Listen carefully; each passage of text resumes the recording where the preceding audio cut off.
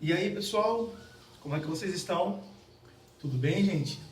Preparados para mais uma videoaula? Então vamos comigo. Vamos lembrar aí que na aula passada nós falamos de muita coisa, falamos de muitos assuntos, falamos sobre a independência do Haiti, vimos aí todo o processo de emancipação. E aí, gente, a gente separou, como eu disse, separamos a aula em duas partes, tá bom? E agora eu vou estar concluindo essa parte aqui para a gente poder entender todo esse processo de independência da América Espanhola, tá bom? Então, papel, caneta na mão. Para você que não viu a primeira videoaula, ela já ainda está lá, tá bom? É disponível. Qualquer coisa você entra no site e pega lá no YouTube, né? E você pode estar pegando ali no YouTube, tá certo? E então, você baixa aí, pega com alguém, mas vamos mandar ver. Então, gente, eu quero continuar essa videoaula falando sobre a segunda parte da América Espanhola. Falamos aí do Haiti, então vamos recapitular um pouquinho do México. Eu sei que eu já falei do México, mas vamos novamente. Vamos lá então. Aqui, gente, veja bem, esse padre, como eu tinha falado, que é o padre Miguel Hidalgo, né, esse padre ele tentou fazer todo o processo de emancipação, de independência, procurando mais as massas populares, fazer uma revolta, uma revolução mais do povão, ou seja, trabalhando aí fazendo a revolução junto aos mestiços, junto aos índios, muito mais as pessoas camponesas, pobres, né? Então, ou seja, a intenção dele era fazer, né, a independência e expulsar aí os chapetones e vencer aí a luta, né? Pretendia combater a elite crioula. Como nós já vimos aí, a sociedade ela estava dividida de uma certa forma ali, tinha aquela pirâmide que eu montei para vocês lá no início do slide, onde ficavam os chapetones, que eles eram os espanhóis, né, que viviam na América Espanhola. Abaixo dele estavam ali os crioulos, que eram os descendentes dos espanhóis, filhos de espanhóis, nascidos na América Espanhola. Depois os mestiços, índios ali, né, e eram o restante da população.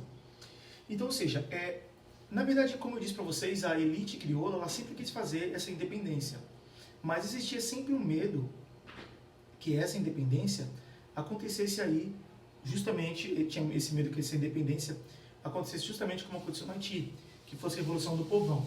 É claro que os crioulos eles queriam a independência do México e de todos os demais países da América Espanhola.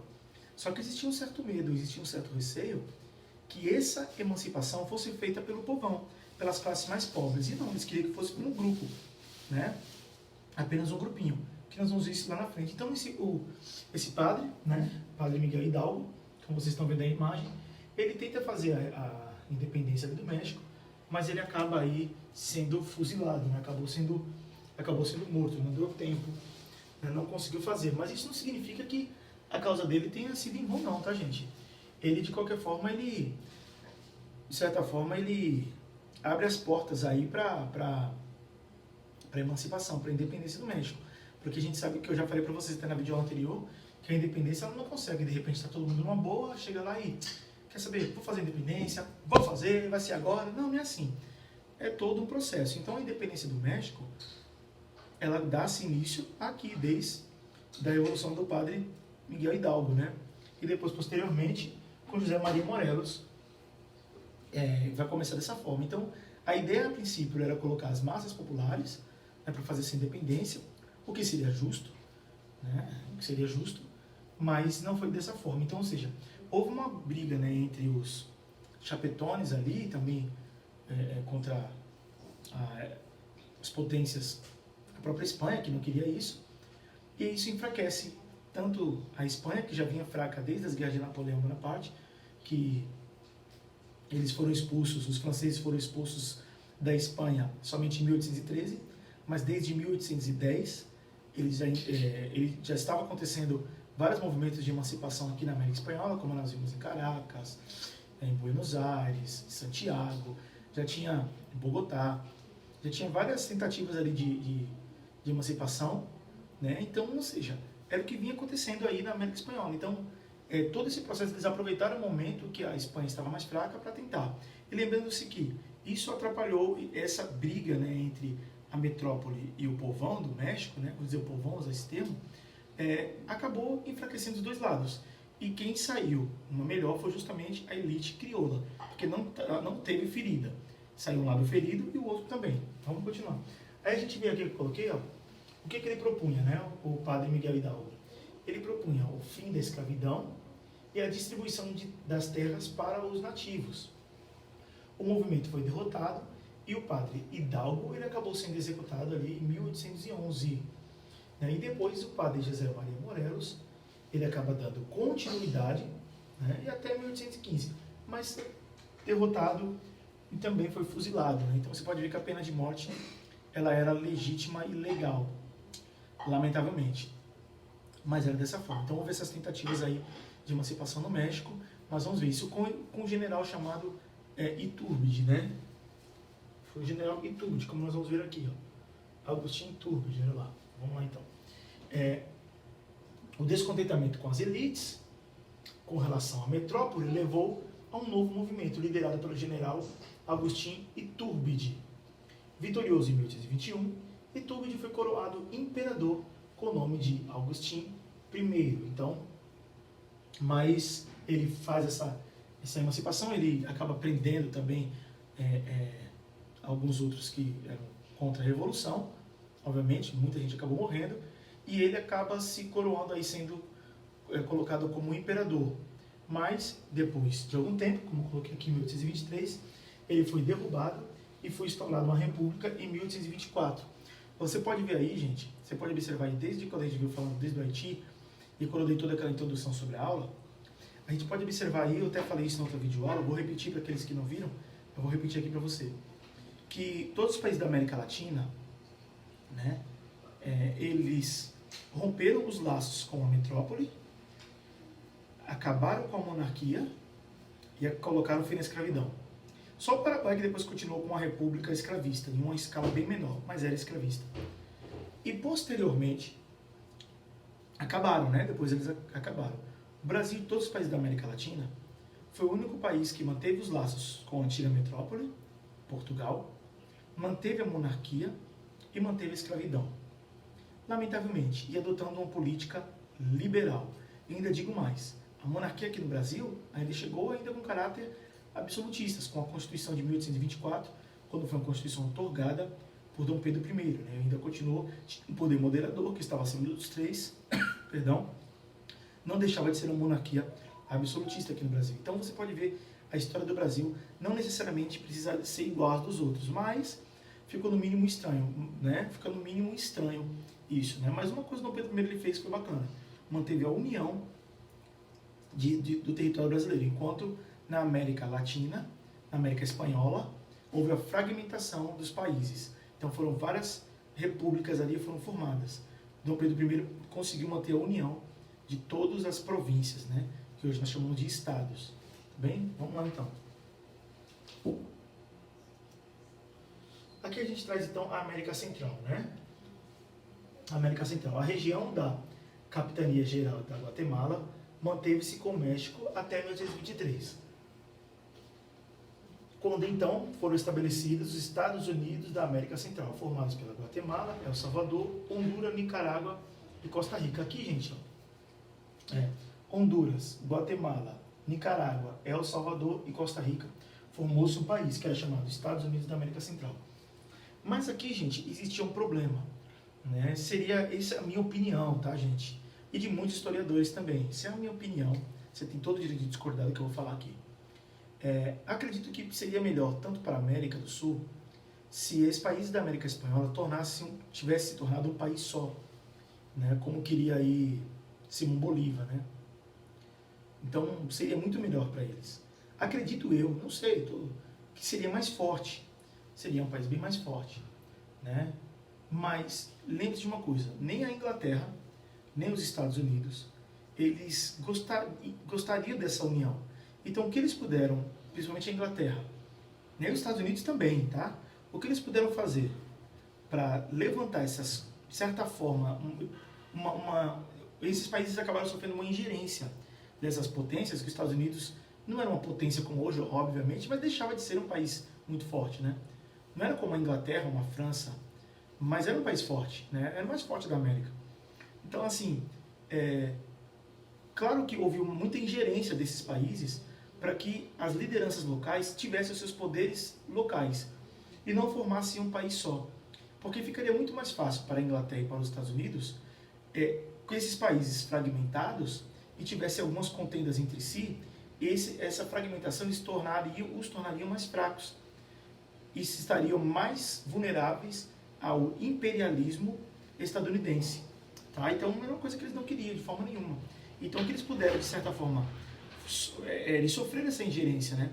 Sofreram, de certa forma, essa ingerência tanto dos Estados Unidos como da Inglaterra. Porque não queriam essa união territorial desses países. Porque assim ele poderia vender um produto para um preço de um certo preço, para outro de outro preço, e outros interesses, que nós sabemos aí que existe por trás de tudo isso. Mas então, infelizmente, não foi dessa forma. Foi se fragmentando, né? As elites crioulas foram fazendo suas emancipações, e cada um com o seu poder local, deixando assim essa lacuna, né? Podendo se tornar-se um país, tá certo? Então, como tinha acontecido com o Brasil, não é à toa que hoje, né, o Brasil da América Latina é um dos países mais fortes que tem, né? E não deixa de ter também suas características imperialistas. Tanto é que anexou o Uruguai, né? Comprou ali o Acre. Então não deixa de ser, o Brasil ainda é visto, não foi visto, né? Não, ainda tem algumas, mas foi visto durante muito tempo como os países da América Latina como uma potência imperialista, né? Então, era dessa forma, tá bom? Então, ou seja, né, formada pela Guatemala, mas não deu certo, tá bom? Infelizmente, acabou aí não dando certo. Então, a gente vê aí a região Platina e o Chile. Aqui é muito informativo, tá, gente? Aqui você pode observar que todos os países, com exceção do Panamá, né, foram todos eles no século XIX. Depois aí da independência dos Estados Unidos, só o Panamá que foi em 1903. Então, assim, todo o processo de independência, de emancipação, aconteceu aí no século XIX, né? Depois da Revolução Francesa, final do século XVIII, 1789, a Revolução Francesa, a independência dos Estados Unidos, 1776, dia 4 de julho de 1776, e a gente vamos ver os demais aí, que foram todos eles no século XIX, tá bom? Esse processo de emancipação. Mas vamos ver aqui o que eu coloquei para vocês. Tá assim, né? Na vice-região, no vice-reino do Prata, né, capital Buenos Aires, anunciou sua independência em 1810. E em 1811, as elites paraguaias conseguiram estabelecer a sua separação do Império Espanhol. Em 1816, eram formadas as Províncias Unidas do Rio da Prata, Argentina. Então, era quando eles também conseguiram o seu processo de independência, né? Tanto o Paraguai ali como a Argentina conseguiram a sua independência. Mas veja, anunciar a independência é uma coisa, conquistá-la é outra. Nós vimos que nos Estados Unidos ali, eles anunciaram a sua independência, fizeram um anúncio, faltava conquistá-la. E com a Argentina também eles anunciaram a independência, mas tiveram que lutar e conquistar essa independência, né? Essa sua emancipação, essa sua liberdade. Vamos ver aqui então mais outra? A gente vem aqui também é interessante, né? Então veja, em 1824 e 1828 ocorreu uma guerra do Brasil contra uruguaios e argentinos em um acordo estabelecido a criação do Uruguai. Aqui, gente, veja bem, quando a gente viu aqui que foi entre 1824 e 1828, o Uruguai, ele tinha passado a ser, quando Dom João VI veio para cá, né, ele dominou essa região, chamada, né, que ele acabou chamando de província Cisplatina, né, que ficou com o Brasil de 1817 até 1828. Né, Dom João VI ele anexou esse local. Na verdade, gente, a província Cisplatina, hoje atual Uruguai, não tinha absolutamente nada, mais nada a ver com o Brasil não, tá, gente? Não tinha nada a ver. Foi uma... Eu vejo, essa é a minha opinião também, eu vejo muito mais como uma conquista maléfica para o Brasil do que algo que beneficiou o Brasil. Tanto é que Dom Pedro I, depois, quando chega ali em 1828, que a gente está vendo aqui, acontece uma guerra aí entre a Argentina, né, o Brasil e o Uruguai por conta disso. Então, ou seja, a Argentina também tinha interesse nessa área, tá bem? E os uruguaios, né, que tinham interesse também em ser libertos, conseguir a sua própria independência, né, e aí houve uma guerra ali entre Brasil e Argentina e, em comum acordo, eles acabaram decidindo ali. Mas isso você vai ver mais em Brasil com o Pedro, tá bom? Eu sou Pedro, excelente professor de história, meu amigo. Acabou aí vendo esse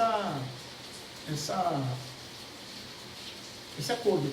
E nesse acordo aí, eles acabaram deixando aí o Brasil, o Uruguai, como uma potência, como um país independente, formando então aí o Uruguai, tá certo, pessoal? Foi feito dessa forma, né? Em 1818, no Chile, ocorreram lutas pela independência também ali na região do Chile. Vamos lá então.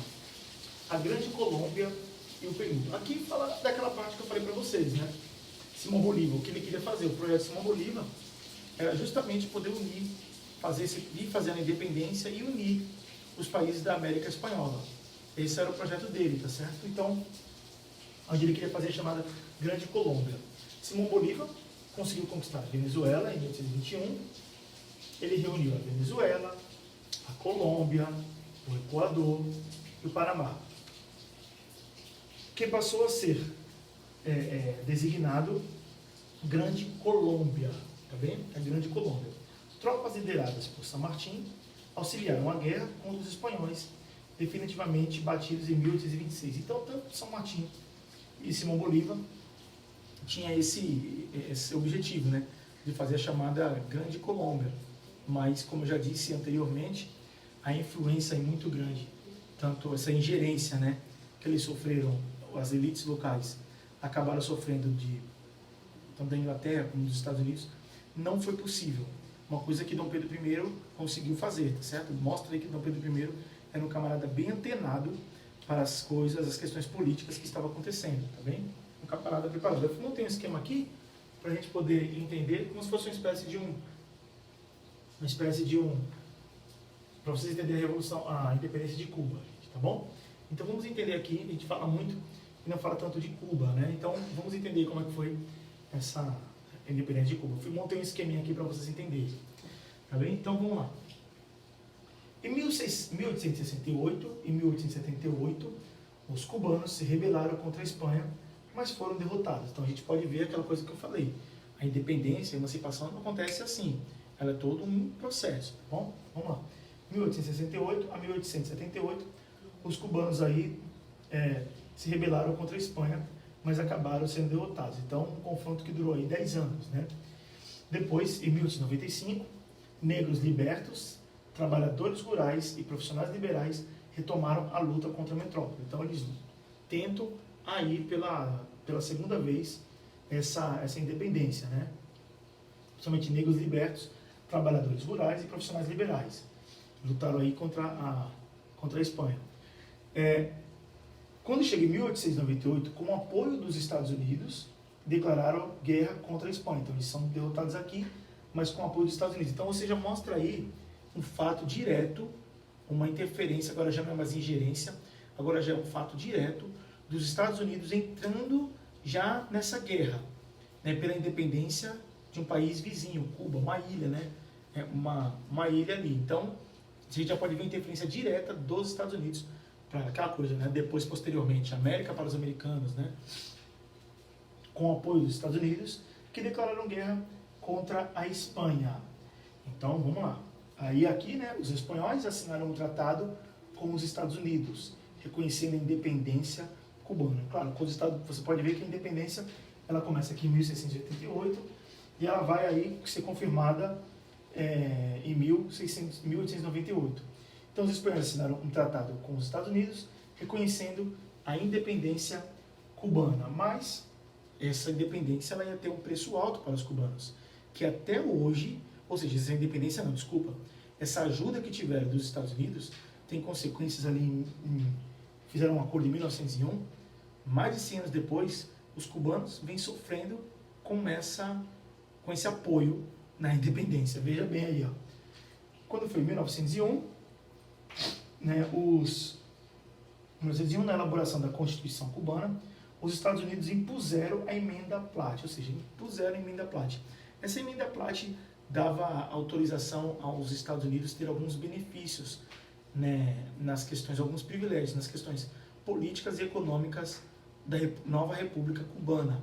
Inclusive ali construiu até uma base naval para os Estados Unidos, onde eles poderiam acompanhar mais de perto tudo o que estava acontecendo. Ou seja, passou a ser aí um quintal dos Estados Unidos, tá certo, gente? E isso vai perdurar aí até na metade do século XX, tá? Isso aí vai perdurar. Quando a Cuba torna-se aí socialista e, por fim, aí se livra dessa interferência estadunidense. Vamos lá, então. Então, veja, o poder dos caudilhos. Aqui, gente, vocês vão ouvir falar muito do chamado caudilismo, tá bom? Aí eu coloquei aqui, ó. As repúblicas que surgiram foram governadas por caudilhos.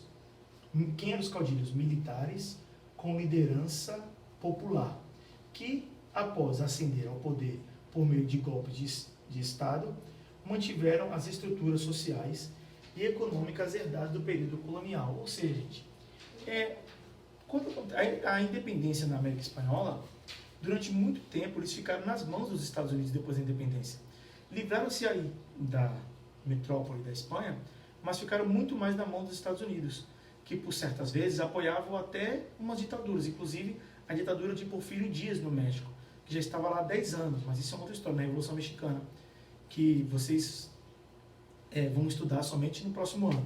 Tá? Então, assim, esses caudilhos aí, eles chegaram ao poder e mantiveram toda a estrutura, ou seja, para a população pobre, para a população mais carente, para os antigos camponeses, posteriormente os proletariados, a independência não melhorou em muita coisa não. Pode ter aliviado de um lado ou do outro, mas melhoras significativas onde eles pudessem falar, melhorou nisso, naquilo, não. O povo mais pobre, eles eram utilizados ali, né, ficaram marginalizados. Então, ou seja, as estruturas mudou-se para eles, para a população mais pobre, mais carente, esses que precisam mais de ajuda, que precisam mais do auxílio do governo. Na verdade, todos precisam, mas a gente tem que ver que eles estão em uma situação pior para a gente poder ajudar para que ele saia e fique, pelo menos, numa situação mais digna de vida. Essa população mais carente, essa população mais pobre, depois da emancipação, durante muito e muito tempo, só mudou o patrão. A situação econômica, política e social continuou praticamente a mesma, mantiveram toda a estrutura, tá certo? Acabaram mantendo aí toda uma estrutura, principalmente social, onde essas pessoas mais pobres, mais carentes, acabaram ficando marginalizadas e à mercê desses caudilhos, que ficou aí anos e anos no poder. Inclusive, aí é onde os Estados Unidos começa a formar o seu império, né, interferindo aí em toda a situação política e econômica destes países. Livraram-se da metrópole, mas ficaram à mercê, nas mãos aí desses caudilhos, né, que marginalizaram aí a maioria da população. Inclusive, isso perdura, gente, e praticamente até os dias de hoje, né? A gente vê aí que, aqui no Brasil mesmo, né, a gente vê que aconteceu a independência do Brasil, mas continua a escravidão, só foi liberto a partir de 1888, 3 de maio de 1888, não mudou muito a situação daqueles que eram escravos, né, dos ex-escravos, não mudou muito. A gente vê na Primeira República também, as pessoas não podiam votar, era uma exclusão social, as pessoas eram marginalizadas, bota abaixo, quebra tudo, né, revolta da vacina, da chibata, então uma série de coisas. A população mais pobre, ela sempre ficou realmente à mercê desses governos. E na América Espanhola, como nós acabamos de aprender, também não foi diferente. Tá bom? As pessoas continuaram excluídas durante muito tempo da participação política, principalmente econômica. Tá bom? Gente, eu não tenho mais tempo. A nossa videoaula vai ficando por aqui. Espero que vocês tenham entendido. Espero que vocês tenham gostado. E até a próxima videoaula, tá bom? Um grande beijo para vocês e até a próxima. Tchau!